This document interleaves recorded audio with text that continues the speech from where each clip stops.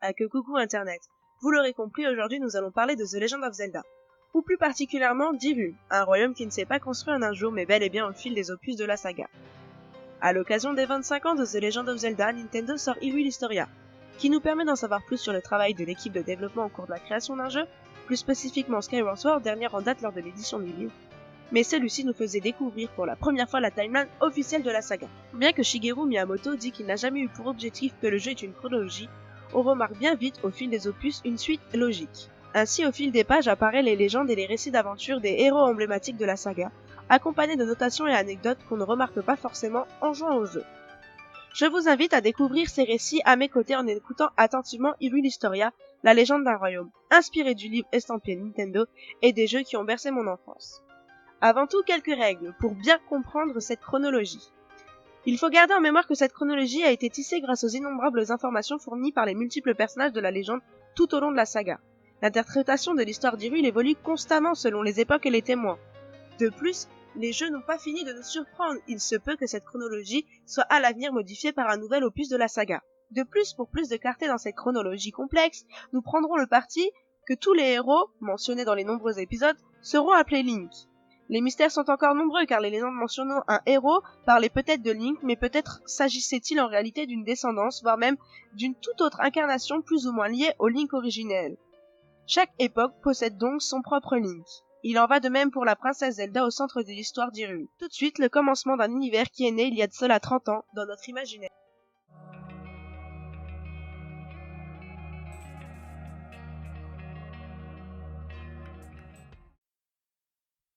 Comme dans toute civilisation, le monde vient du néant, jusqu'à l'apparition des déesses d'or et de lumière qui créèrent le monde. Din, déesse de la force, créa la terre. Nehru, déesse de la sagesse, instaura l'ordre. Et enfin Faror insuffla la vie. Leur création terminée, elles laissèrent derrière elles un artefact d'une puissance incroyable, représentant l'équilibre de ce nouveau monde. Composé de 3 triangles, chacun contient une essence de la déesse. Celle du haut représente la force, à gauche on retrouve la sagesse, et enfin celle de droite possède le courage. Pour exploiter au maximum le pouvoir de la Triforce, celui de réaliser les vœux de la personne qui s'en empare, il faut que celui-ci soit doté d'une grande force, d'une immense sagesse et d'un courage à toute épreuve. Si l'équilibre n'est pas correctement établi, alors la force, la sagesse et le courage se scindent en 3 morceaux. Et il ne reste entre les mains du détenteur de la Triforce que la partie qui lui correspond le mieux, tandis que les 2 autres partent en quête des personnes choisies par les déesses, cachées sous la forme d'un sceau sur le dos de la main de ces personnes. Cependant, la Triforce ne distingue pas le bien du mal, ce qui en fait un artefact extrêmement destructeur si elle n'est pas placée entre de bonnes mains.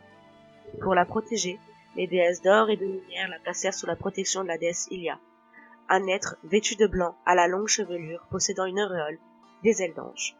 Son but est de protéger les habitants de la terre des forces du mal. Alors que les 6 peuples vivent en harmonie sur le monde des déesses, de nombreux êtres maléfiques ont des vues sur la Triforce et tentent de s'en emparer. Ces démons craints de tous sont dirigés par l'avatar du néant, connu pour être extrêmement puissant et désireux de contrôler le monde. Son apparence diffère selon les témoins et les époques, mais on est sûr d'une chose. Il est doté de pouvoirs surpuissants capables de réduire le monde en miettes. Afin de protéger la Triforce de ce démon, Hylia décide d'emmener les humains dans le ciel, emmenant avec eux une partie de la terre. Pour ce faire, elle les réunit au cœur du monde, où sont situées les terres d'Hylia, et où trône le temple conçu par la déesse. Perché au-dessus du ciel et protégé par une épaisse barrière de nuages, naquit Célesbourg, des terres inaccessibles pour le mal. Hylia, quant à elle, reste sur terre avec les tribus terrestres, les peuples autres que les humains, afin de combattre au péril de leur vie ces forces obscures. Ils parvinrent à remporter la victoire en scellant l'avatar du néant dans les vestiges des terres d'Hylia.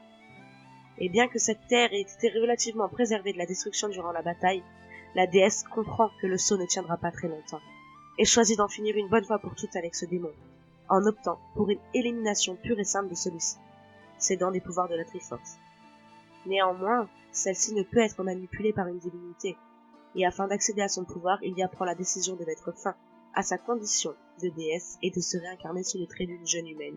Durant cette absence, elle charge Impa, issue du peuple Sheikah, peuple reconnu pour leur agilité et leur dextérité, de veiller sur la barrière retenant l'avatar du néant, afin qu'il y reste scellé. Et c'est ainsi que commence notre histoire qui n'est pas prête de s'arrêter. Je vous invite donc à vous abonner à la chaîne pour ne pas manquer les prochains épisodes. Vous pouvez liker, commenter, partager pour m'encourager dans mon travail. Surtout, rejoignez-moi sur Facebook où vous aurez toutes les nouvelles sur les prochaines vidéos. Sur ce, je vous dis à la prochaine Internet!